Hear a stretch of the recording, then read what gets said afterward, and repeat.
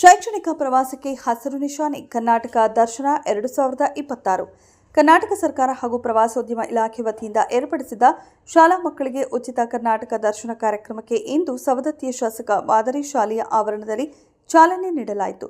ಪರಿಶಿಷ್ಟ ಜಾತಿ ಮತ್ತು ಪರಿಶಿಷ್ಟ ಪಂಗಡದ ವಿದ್ಯಾರ್ಥಿಗಳಿಗೆ ನಮ್ಮ ರಾಜ್ಯದ ಐತಿಹಾಸಿಕ ಪರಂಪರೆ, ಕಲೆ ಮತ್ತು ಸಂಸ್ಕೃತಿಯನ್ನು ಹತ್ತಿರದಿಂದ ಪರಿಚಯಿಸುವುದು ಮುಖ್ಯ ಉದ್ದೇಶವಾಗಿದೆ.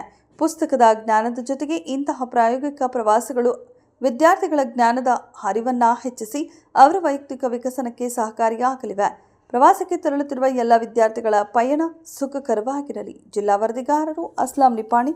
ಕ್ಷಣ ಕ್ಷಣದ ಸುದ್ದಿಗಾಗಿ ವೀಕ್ಷಿಸಿ ರಾಷ್ಟ್ರಧ್ವನಿ ನ್ಯೂಸ್ ಕನ್ನಡ.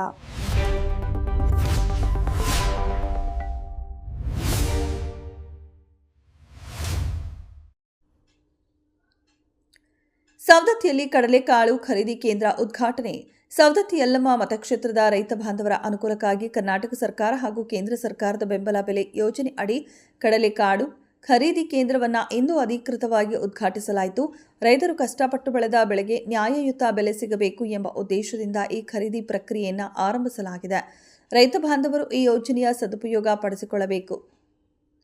ಬೆಂಬಲ ಬೆಲೆ ಪ್ರತಿ ಕ್ವಿಂಟಾಲ್ಗೆ 5,875 ರೂಪಾಯಿ. ರೈತರು ತಮ್ಮ ಪಹಣಿ, ಆಧಾರ್ ಕಾರ್ಡ್ ಹಾಗೂ ಬ್ಯಾಂಕ್ ಪಾಸ್ಬುಕ್ ವಿವರಗಳೊಂದಿಗೆ ನೋಂದಾಯಿಸಿಕೊಂಡು ನಿಗದಿಪಡಿಸಿದ ಬೆಂಬಲ ಬೆಲೆಯನ್ನು ಪಡೆದುಕೊಳ್ಳಬೇಕು. ಜಿಲ್ಲಾ ವರದಿಗಾರರು ಅಸ್ಲಾಂ ನಿಪಾಣಿ. ಕ್ಷಣ ಕ್ಷಣದ ಸುದ್ದಿಗಾಗಿ ವೀಕ್ಷಿಸಿ ರಾಷ್ಟ್ರಧ್ವನಿ ನ್ಯೂಸ್ ಕನ್ನಡ.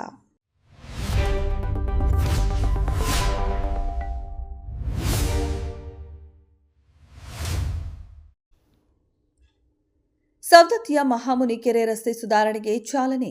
ಸವದತ್ತಿಯಲ್ಲಿ ಕರ್ನಾಟಕ ಸರ್ಕಾರ ಹಾಗೂ ಪಂಚಾಯತ್ ರಾಜ್ ಇಂಜಿನಿಯರಿಂಗ್ ಇಲಾಖೆಯ ವತಿಯಿಂದ 2025 ಹಾಗೂ 26ನೇ ಸಾಲಿನ ಮಾನ್ಯ ಮುಖ್ಯಮಂತ್ರಿಯವರ ಮೂಲಸೌಕರ್ಯ ಅಭಿವೃದ್ಧಿ ಯೋಜನೆಯಡಿ ರಸ್ತೆ ಸುಧಾರಣಾ ಕಾರ್ಯಕ್ಕೆ ಇಂದು ಭೂಮಿ ಪೂಜೆ ನೆರವೇರಿಸಲಾಯಿತು.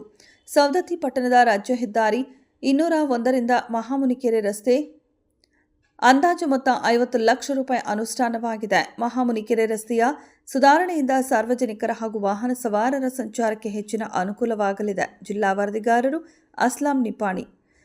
ಕ್ಷಣ ಕ್ಷಣದ ಸುದ್ದಿಗಾಗಿ ವೀಕ್ಷಿಸಿ ರಾಷ್ಟ್ರಧ್ವನಿ ನ್ಯೂಸ್ ಕನ್ನಡ.